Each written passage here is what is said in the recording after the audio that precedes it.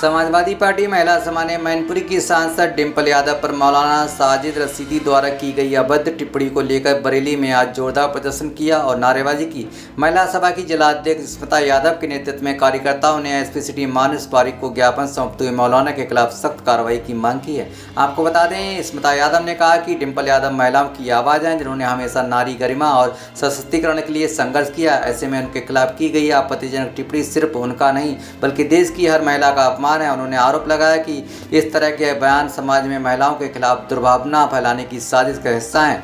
आपको बता दें, महिला सभा ने इस टिप्पणी को भारतीय संविधान, महिला अधिकारों और सामाजिक मूल्यों के खिलाफ बताते हुए रशीदी पर एफआईआर दर्ज करने की मांग की है। स्मिता यादव ने यह भी चेतावनी दी, यदि प्रशासन मौन रहा तो सपा महिला सड़कों पर उतरेगी और जन आंदोलन करेगी। उन्होंने तीखे शब्दों में कहा, ऐसे मौलाना को गधे पर बैठाकर मुंह पर कालिक पोतना चाहिए। ज्ञापन देने वालों में पुष्पा मौर्य, सुनीता यादव, बीना गौतम, शशि चंद्रा, सिमरन खान, रुखसाना बेगम, सब्बो खान, शाहीन खान, पल्लवी सक्सेना, गुड़िया, उषा यादव सहित कई कार्यकर्ता मौजूद रहीं। आपको बता दें, सभी ने एक स्वर में कहा कि महिला सम्मान से समझौता नहीं किया जाएगा।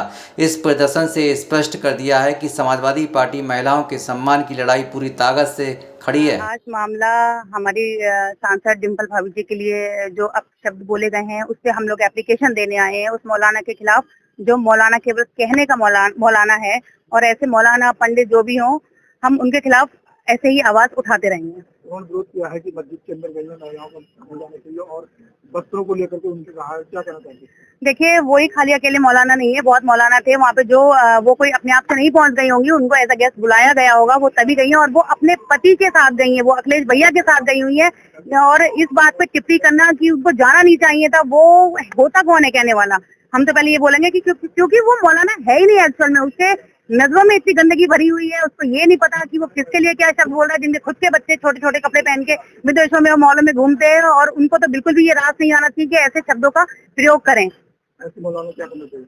ऐसे मौलाना को गिरफ्तारी तो करनी चाहिए, और गिरफ्तारी नहीं हुई तो उसके मुंह पे कालिक पोत के गधे पे बिठा के पूरे जान में घुमाना चाहिए। और मैं मौलाना उससे सबसे बोलना ये चाहूंगी कि चाहे वो पंडित हो चाहे कोई हो, जो भी इस तरीके की अभद्र टिप्पणियां महिलाओं पे कर रहा है, उसको बिल्कुल उनके गांव से निकाला हो जाना चाहिए, उनके शहर से निकाला हो जाना चाहिए, उनको उस पदवी से हटाना चाहिए। क्योंकि एक मौलाना सब मौलानाओं पे जो है गंदगी फैला रहा है। एक पंडित अगर गलत बोलता है तो हम सब पंडितों पे शक करने लगते हैं।